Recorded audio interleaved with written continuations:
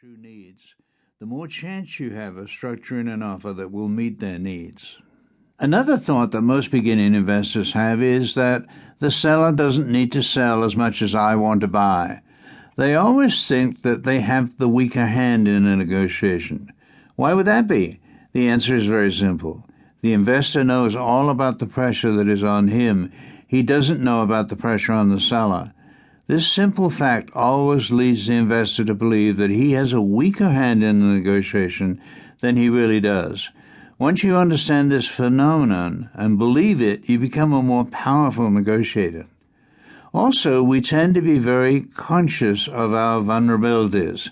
Women at my seminars frequently tell us that they feel disadvantaged because of their gender.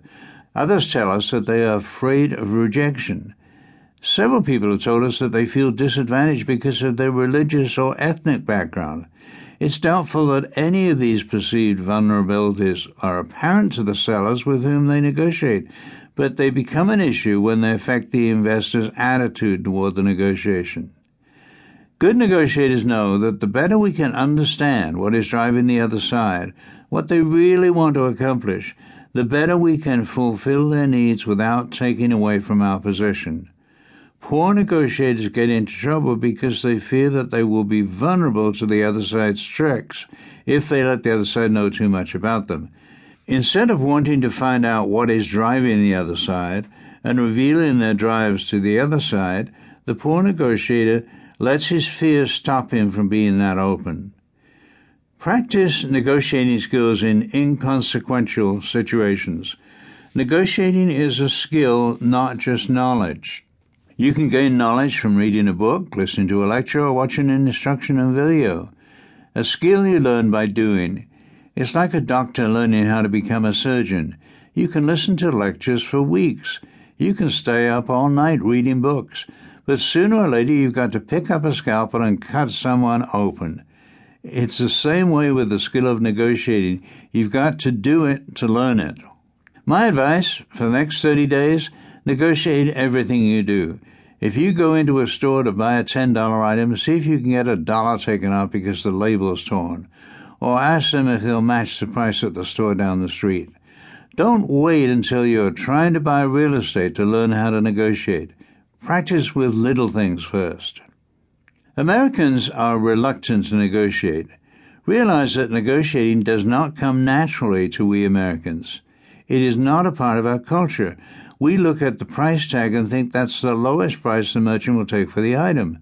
The rest of the world thinks it's the highest price the merchant will take. In many parts of the world, if you are offering the seller of real estate what they are asking for, they would be insulted. Really? They would think, stuck-up American, you think you're too good to negotiate with me, do you?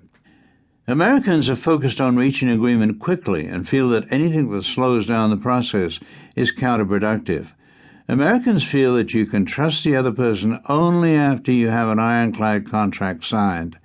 Other cultures feel that you can trust the other person when you get to know them enough.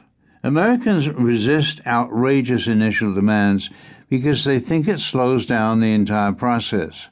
Other cultures are comfortable making outrageous demands because they feel that it's going to take a long time to reach agreement, so it won't do any harm. Concentrate on the issues.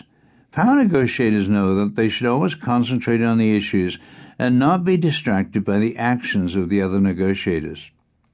Have you ever watched tennis on television and seen a highly emotional star jumping up and down at the other end of the court? He's protesting every line call and spending a lot of time yelling up at the umpire. You wonder to yourself, how on earth can anybody play tennis against somebody like that? It's such a game of concentration, it doesn't seem fair.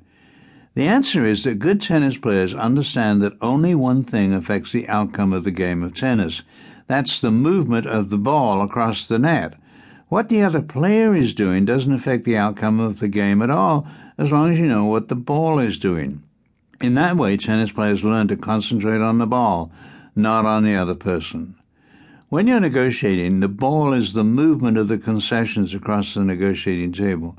It's the only thing that affects the outcome of the game, but it's so easy to get thrown off by what the other people are doing, isn't it? I recall wanting to buy a large real estate